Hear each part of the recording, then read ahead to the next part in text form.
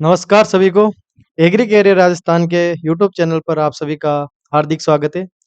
तो आज के इस वीडियो में हम बात करने वाले हैं एमपी के रूरल एग्रीकल्चर एक्सटेंशन ऑफिसर के फॉर्म कैसे भरे। स्टेप बाय स्टेप पूरी प्रोसेस समझेंगे, आपको इसमें कोई भी डाउट नहीं रहेगा एंड तक। उसके अलावा इसमें रजिस्ट्रेशन कैसे करेंगे, फॉर्म फिलिंग कैसे करेंगे, डॉक्यूमेंट अपलोड क्या होगा, पेमेंट कैसे होगा। इसके अलावा अगर आप एमपी के बाहर के हैं, राजस्थान, यूपी, बिहार, उनके लिए क्या प्रोसेस रहेगा, क्या डॉक्यूमेंट रहेगा, कौन-सी अलग से प्रोसेस करनी होगी, उसके बारे में पूरी डिटेल में बात करने वाले हैं। बात करें इसकी फॉर्म के बारे में, तो इसकी कितनी वैकेंसी निकली है और डेट क्या-क्या है।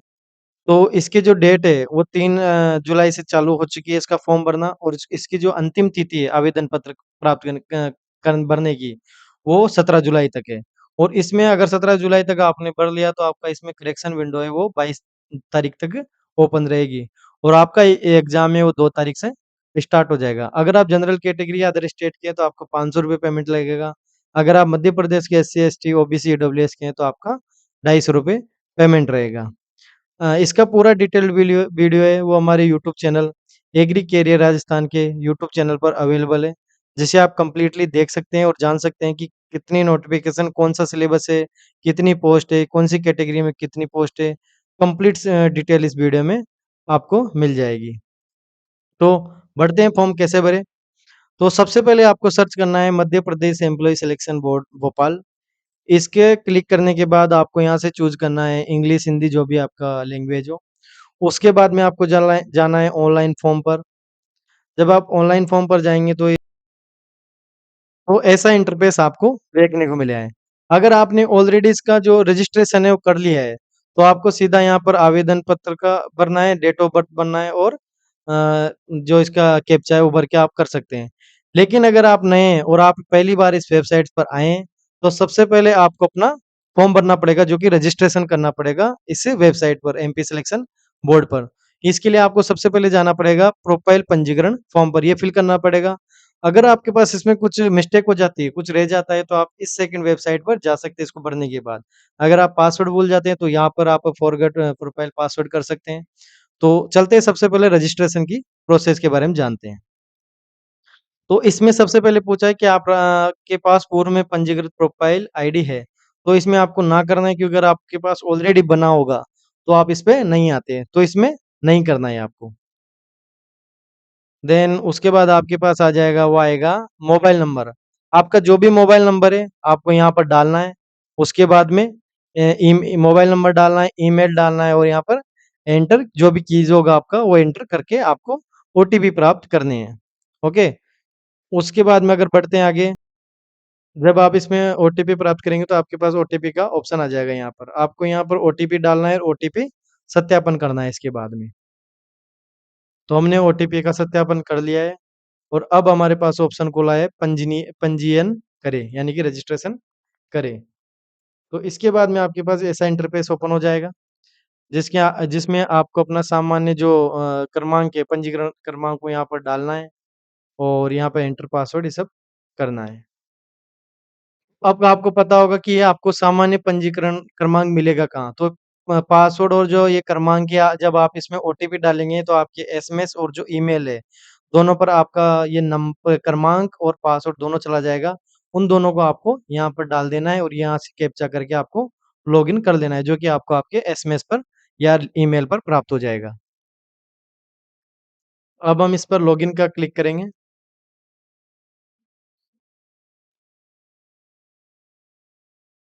हमारे पास ये आ गया कि आपके पास आधार क्रमांक है या नहीं है, तो हाँ, इसमें क्लिक करेंगे। उसके बाद में आपके पास ई-केवाईसी द्वारा ओटीपी सत्यापन या फिर बायोमेट्रिक द्वारा, तो आपको ई-केवाईसी के द्वारा करना है आपको, और आगे बढ़ जाना है।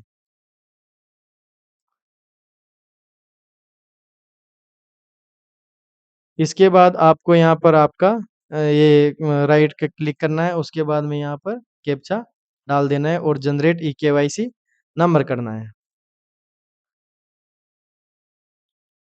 आपको यहाँ पर आधार नंबर डालना है पहले।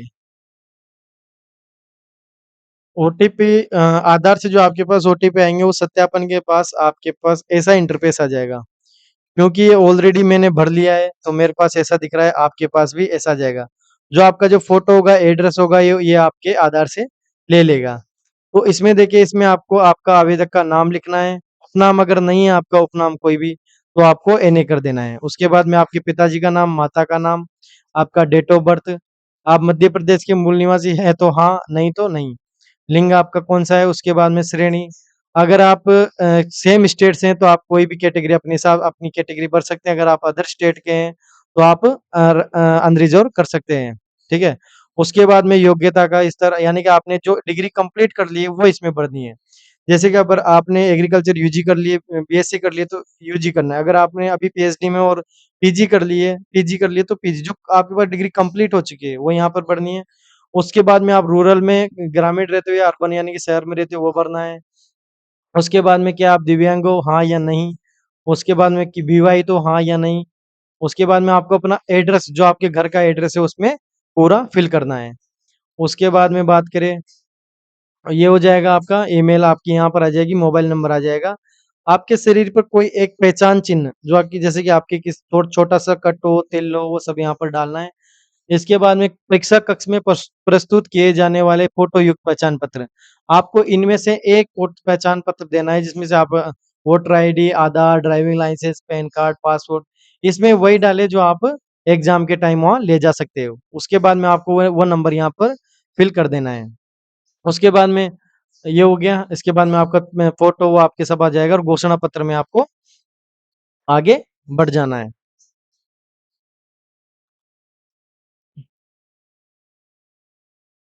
आप आगे बढ़ेंगे तो आपके पास ऐसा इंटरफ़ेस ओपन हो जाएगा, जिसमें आपका ऑलरेडी जो फ़िल डिटेल है, जो आपने डिटेल भर चुके हो, वो आपके पास यहाँ पर आपको शो हो जाएगी। जैसे कि आवेदक का नाम, इसके फैमिली बैकग्राउंड, वो सब आपका यहाँ पर शो हो जाएगा। इसके बाद में बात करें, तो आपके पास ये आ जाएगा कि मध्य प्रदेश कर्मचारी चयन बोर्ड द्वारा निर्धारित स्कैन दस्तावेज़ फ़ोटो, इसमें क्या-क्या डिटेल्स आपको ध्यान रखनी है, मतलब फ़ोटो कैसा रखना है, इसके बाद में आपका सिग्नेचर क्या रखना है, कौन कितना साइज़ रहना चाहिए, वो सब आपका इसमें ध्यान रखना है, ठीक है? बढ़ते हैं आगे। इसके बाद में आपके पास ऑप्शन आ जाता है यहाँ पे फ़ोटो का, तो आप जो लाइव फ़ोटो कैसे ले सकते हो, या तो आप अपने इस क्यूआर को अपने फ़ोन में, जो आपके पास क्यूआर दिख रहा है, इस क्यूआर को आप अपने फ़ोन में पेस्ट स्कैन करोगे कैमरे से, तो वहाँ पर एक लिंक आएगा, उस लिंक पे क्लिक करके आप अपना लाइव फ़ोटो वहाँ से खींच सकते हो और या वो यहाँ पे आ जाएगा। इसके अलावा अगर आपके पास लैपटॉप और वेबकैम से करना चाहते हो, तो यहाँ रीसेट करके और आप फ़ोटो कैप्चर कर सकते हो यहाँ से भी। इसके बाद में आपको अपना सिग्नेचर यहाँ से करना है, सिग्नेचर डालना है आपको, सिग्नेचर का फ़ोटो अपलोड करना है। यहाँ पे आपका फ़ोटो में क्लिक करना है, फ़ोटो अपलोड हो जाएगा, उसके बाद में सिग्नेचर का हो जाएगा। उसके बाद में आपको ये घोषणा पत्र का फिल करना है, जैसे यहाँ पे लिखा है ना, यही आपको यहाँ से एक पीडीएफ मिलेगा, उस पीडीएफ को डाउनलोड करके अपने हाथ से फ़ोटोकॉपी निकला के अपने हाथ से भर के और उसका फ़ोटो खींच के आपको यहाँ पर करना है।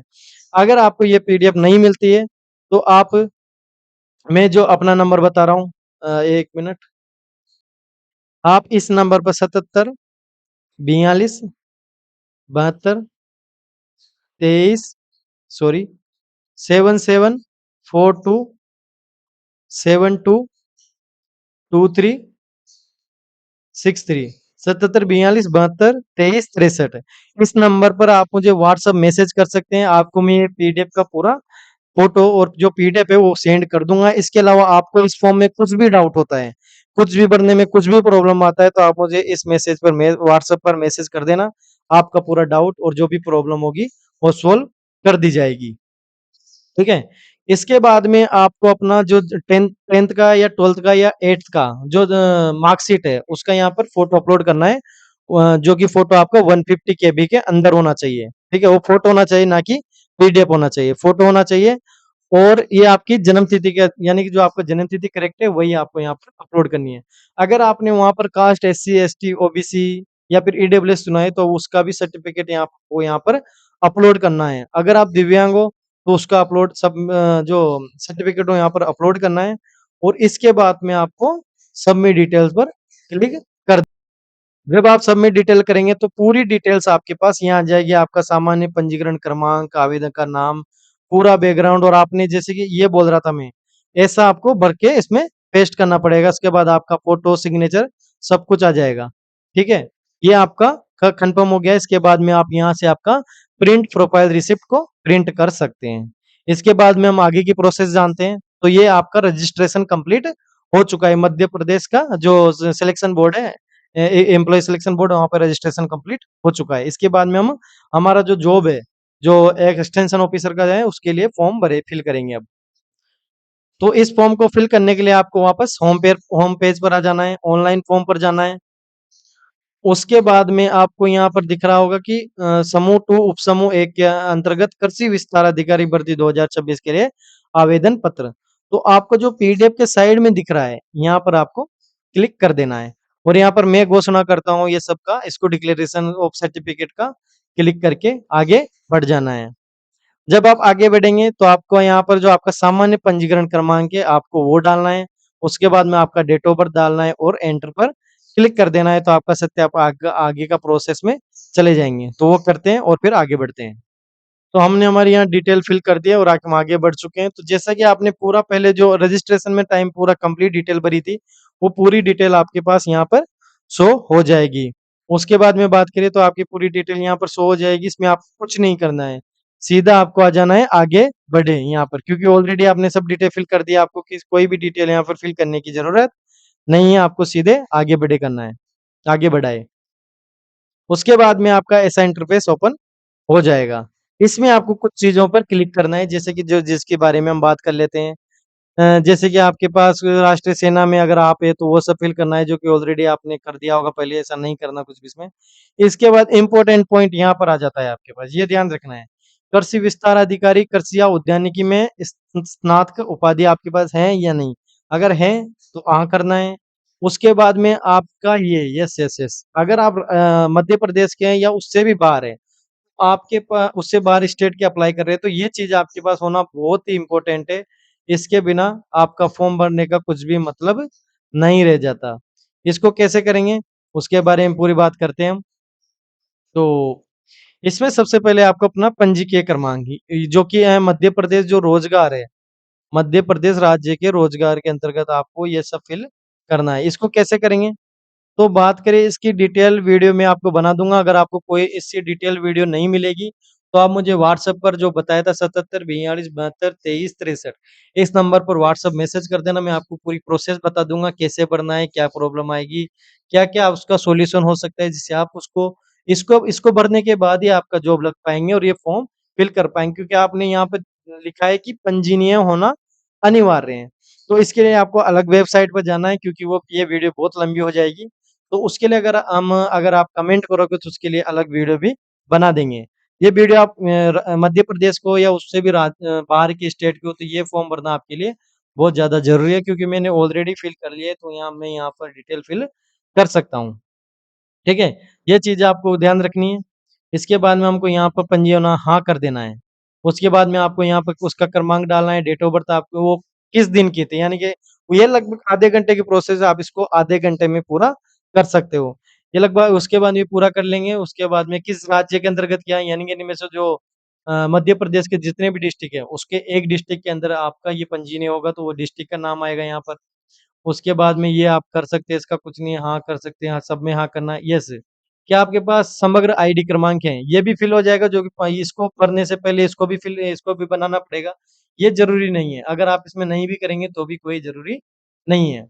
उसके बाद में आपको जो मध्य इसमें 11 डिस्ट्रिक्ट दे रखे हैं, मध्य प्रदेश के, जहाँ पर ये एग्ज़ाम कंडक्ट होगा। वो 11 को आपको क्रम 1 बाय करके लगभग पूरे 11 डिस्ट्रिक्ट को यहाँ पर फिल करना है। उसके बाद में घोषणा पत्र और आगे बढ़ जाना है आपको। ठीक है? ये चीज़ें भी आपको ध्यान रखनी है। तो बढ़ते हैं हम आगे और करते हैं आगे की प्रोसेस। तो ये कंप्लीट होने के बाद आपके पास आ जाएगा कि आपको यहाँ पर अपना एजुकेशन सर्टिफिकेट है वो अपलोड करना है। तो जब आप यहाँ पर अपना एजुकेशन सर्टिफिकेट अपलोड कर हो जाएगा, तो इसके बाद में आपका फी आ जाएगा। एजुकेशन सर्टिफिकेट है वो आपको इसमें फ़ोटो के रूप में अपलोड करना है। तो वो करते हैं, फिर आगे बढ़ते हैं।